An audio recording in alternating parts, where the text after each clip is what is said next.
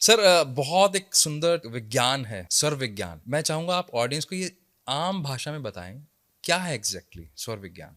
तो स्वर विज्ञान बेसिकली एक ऐसा कहा जाता है कि भगवान शंकर ने माता पार्वती को कुछ ज्ञान दिया जब उन्होंने ये पूछा कि महादेव आपको कोई एक चीज बतानी हो जिससे मानव जन का कल्याण हो सके, सब चीजें बिल्कुल सुचारू रूप से बढ़िया हो सके और वो अपने जीवन में बेहतरी ला सके, तो एक चीज बतानी हो तो उन्होंने स्वर का यानी हमारी सांसों का एक विज्ञान बताया, जिसके ऊपर शिव स्वरोदय तंत्र करके एक ग्रंथ लिखा गया और उस ग्रंथ में स्वर विज्ञान की बात की गई। स्वर मतलब सांसें। स्वर मतलब सांसें। हमारा जो स्वर चल रहा है जिसको हमने सांसें बोला, इसको स्वर कहा जाता है।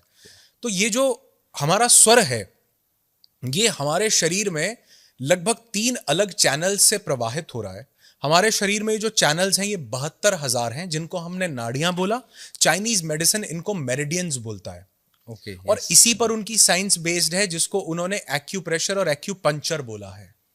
उनकी दोनों सबसे बड़ी साइंसेस चाइनीज मेडिसिन की वो मेरिडियंस पर बेस्ड है। जब वो एक्यूपंक्चर में वो नीडल वो सुई लगाते हैं तो वो कोई फिजिकल बॉडी पार्ट में नहीं, बल्कि एनर्जी बॉडी में जो एनर्जी का प्रवाह रुका हुआ है उसको पंक्चर करके उस प्रवाह को दोबारा से चलाने के लिए वो नीडल लगाई जाती है। एक्यूप्रेशर में जो आपके जो मेरिडियंस हैं शरीर में, नाड़ियां हैं, जो नाड़ियां नसें नहीं है, नसें वो हैं जो दिखती हैं, खून प्रवाहित होता है। नाड़ियां वो हैं जिनमें प्राण प्रवाह हो रहा है, जो हमको फिजिकल आइज से दिखती नहीं। उन नाड़ियों का जो मेरिडियंस का एंडिंग पॉइंट है वो आपके हाथों में होता है, इसीलिए, और पैरों में होता है। इसीलिए एक्यूप्रेशर में आपके किसी भी ऑर्गन को ठीक करने के लिए, सिर दर्द, लिवर, किडनी, आपके हाथों में अलग अलग पॉइंट्स दिए उन्होंने कि यहां दबाओ, ऐसे करके दर्द ठीक होगा। तो ये पॉइंट्स वाकई काम करते हैं। ये 72,000 नाड़ियां हैं, जिनमें से 9 प्रमुख हैं और अति प्रमुख हैं 3, जिसमें 3 है इड़ा, पिंगला और सुषुम्ना। ये अति प्रमुख इसलिए हैं क्योंकि यही स्वर को कंट्रोल करती हैं। बाकी सभी नाड़ियों में स्वर प्रवाहित होता है, कंट्रोल नहीं होता। जैसे मैं कहूं बहुत से और नाड़ियां हैं, डाकिनी है, शाकिनी है, रुद्रचंठा है, कष्टगंगा, बहुत सारी नाड़ियां और भी हैं। उनमें हम कंट्रोल हमारा नहीं है। हमारा कंट्रोल किसमें है? इड़ा, पिंगला, सुषुम्ना में भी हमारा कंट्रोल नहीं है, वो भी मतलब हमारे कंट्रोल के कहीं ना कहीं बाहर है। तो ये 3 नाड़ियां प्रमुख हैं। इड़ा का मतलब आपकी लेफ्ट नॉस्ट्रल, जब लेफ्ट नाक से आप सांस ले रहे हैं, जिसको हमने चंद्र नाड़ी बोला। पिंगला का मतलब आपकी राइट नॉस्ट्रल, जिसको हमने सूर्य नाड़ी बोला, जब यहां से श्वास चलती है। और सुषुम्ना का मतलब जब लेफ्ट से राइट में एक शिफ्टिंग होती है, उसके बीच में कुछ समय दोनों नाड़ियां चलती हैं, दोनों स्वर चलते हैं।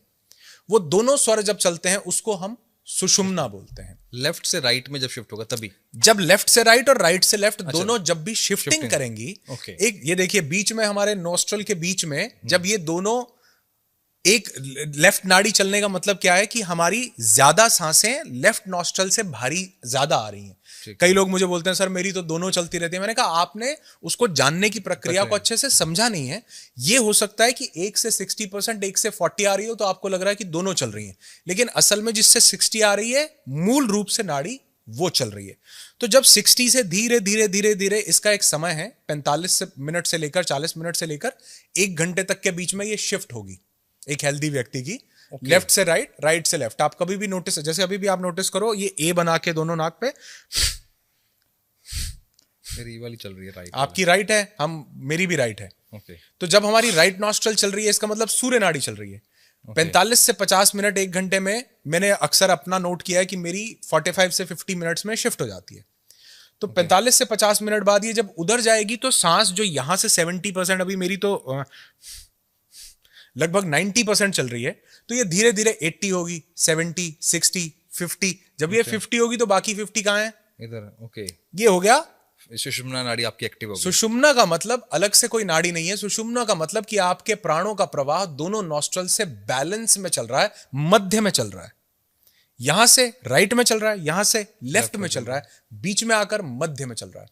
तो ये हमारी सुषुम्ना नाड़ी का प्रवाह होता है। जब दोनों में से शिफ्टिंग होती है तो वो चलती है। और ये सुषुम्ना में चलना चाहिए? सुषुम्ना चलती ही है, हमारे हाथ में नहीं है। मतलब 50-50 कहते हैं वो जो चलेगी लेफ्ट से राइट, जब आपकी नॉस्ट्रल शिफ्ट होगी और राइट से लेफ्ट होगी तो सुषुम्ना चलेगी ही, लेकिन सुषुम्ना ज्यादा नहीं चलनी चाहिए। ये शिफ्टिंग के लिए ही चलनी चाहिए। मतलब इन दोनों नाड़ियों के तो अपने तत्व हैं। ये चंद्र तत्व है, ये सूर्य तत्व है, ये ठंडक है, ये गर्मी है, ये फेमिनिन है, ये मैस्कुलिन है, ये शक्ति है, ये शिव है।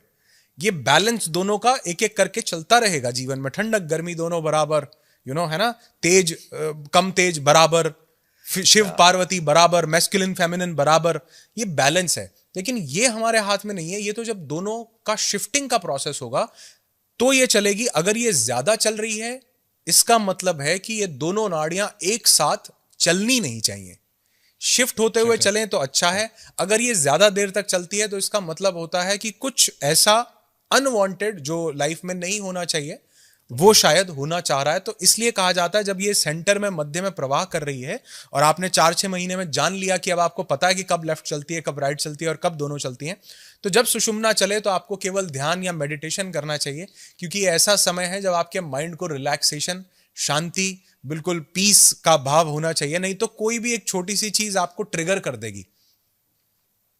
ऐसा सुना आपने, विनाश काले विपरीत बुद्धि? हाँ बिल्कुल सही। तो ये क्यों है विनाश काले विपरीत बुद्धि? बुद्धि विपरीत मतलब हमारे पास ये नई बुद्धि कहां से आई जो विपरीत हो जा रही है?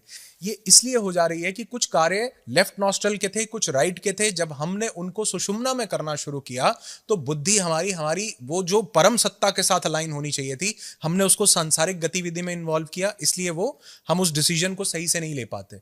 बाहर जाना है, हो सकता है हम गाड़ी सही से ना चला पाए, हो सकता है हम किसी कार्य को, तो इसलिए बोला जाता है ये अप्रिय घटना का संकेत दे सकती है। अगर ज्यादा चल रही है तो 1 घंटे से ज्यादा चलती है तो बहुत गलत है। तो इसलिए उस समय पर ध्यान कीजिए, मेडिटेशन कीजिए, ताकि माइंड को रिलैक्स करके वो जो विनाश काल है या कोई भी ऐसी घटना आने वाली है उसमें बुद्धि संयम में रहे, बुद्धि विपरीत में न जाए, वो ध्यान में लग जाए।